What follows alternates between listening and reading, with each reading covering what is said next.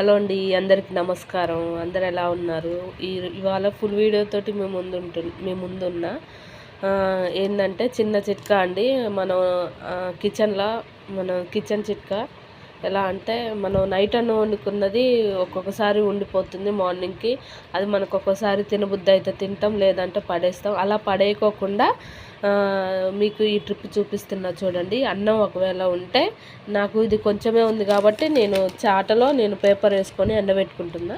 అదే ఒకవేళ అన్నం అనేది మరింత ఉంటే, మనం ఒకటి న్యూస్ పేపర్లు 2 పెద్దగా వేసుకొని మనం డాబా మీదనే బిల్లింగ్ మీదనే మనం ఇట్లా పేపర్ కిందేసి మనం ఇట్లా అన్నం అనేది చిప్పుకొని మనం ఎలుముగా చేసుకున్నట్లయితే 2-3 రోజులలో అన్నం అనేది ఎండిపోతుందండి. అదే అన్నం మనం ఇట్లా వర్షం పడ్డప్పుడు కొంచెం ఆయిల్ వేసుకొని ఈ ఎండిపోయిన అన్నాన్ని తీసి మనం దాంట్లో వేస్తే బాగుంటుందండి. చాలా టేస్టీగా ఉంటుంది. మనకి స్నాక్స్ టైప్ అయిపోతుంది. కావాలంటే ఇది అన్నం ఎండినాక అది కూడా మీకు వీడియో తీసి చూపిస్తాను నేను. ఇది అన్నం ఎలా ఎండబెట్టుకోవాలో మీకు చూపిస్తున్నా చూడండి. మనం ముందుగా అన్నం అనేది మనం చితుపుకొని ఇట్లా చితుపుకోవాలండి. ఇట్లా నేను చూపిస్తున్న విధంలో చితుపుకోవాలి. నాకు అన్నం అనేది కొంచెమే ఉంది కాబట్టి ఈ చిట్కా అండి. చూడండి, మీరు కూడా ట్రై చేయండి. ట్రై చేసి ఎలా ఉందో నాకు కామెంట్ చేయండి. అయితే పైన మనం ఉత్త సాల్ట్ చల్లుకుంటే అయిపోతుంది.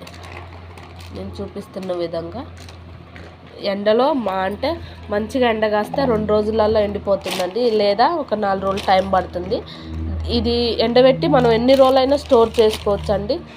మనకి ఏం కాదు, ఎన్ని రోజులైనా స్టోర్ చేసుకోవచ్చు. ఒక డబ్బాలు వేసుకొని మనకి ఇష్టం ఉన్నప్పుడు ఈ అన్నం అనేది కొంచెం ఆయిల్ వేసుకొని వేపుకుంటే మన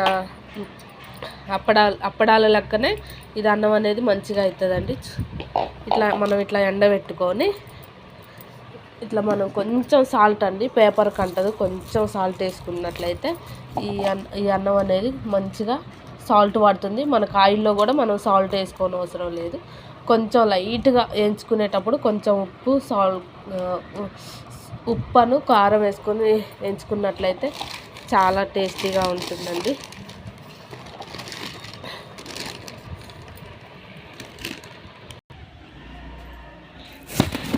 మనం మీద ఎండ వస్తుంది కదా, దీని మీద పెట్టి మీకు ఎండినాక కూడా నేను వీడియో తీసి చూపిస్తా చూడండి ఎలా ఉంటుందో.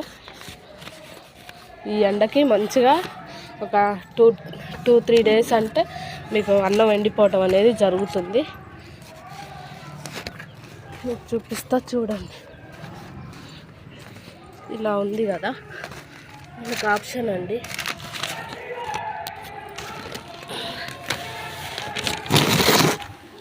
ఇలా అనేది ఎండబెట్టుకున్నట్టయితే దీని మీద ఒక పల్చటి చున్నీ, కాకులు ఏమి రాకోకుండా ఒక పల్చటి చున్నీ వేసుకున్నట్టయితే ఈ అన్నం అనేది తొందరగా ఎండిపోవడం జరుగుతుంది. మనకి నెక్స్ట్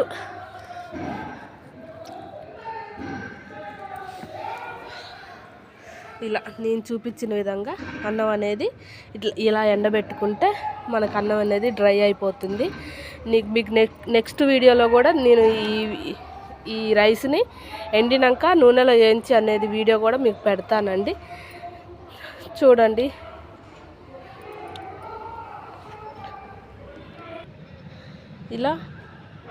ఇలా పల్చడి చున్నీ మనం కప్పుకున్నట్టయితే అన్నం అనేది తొందరగా ఎండిపోవటం అనేది జరుగుతుందండి.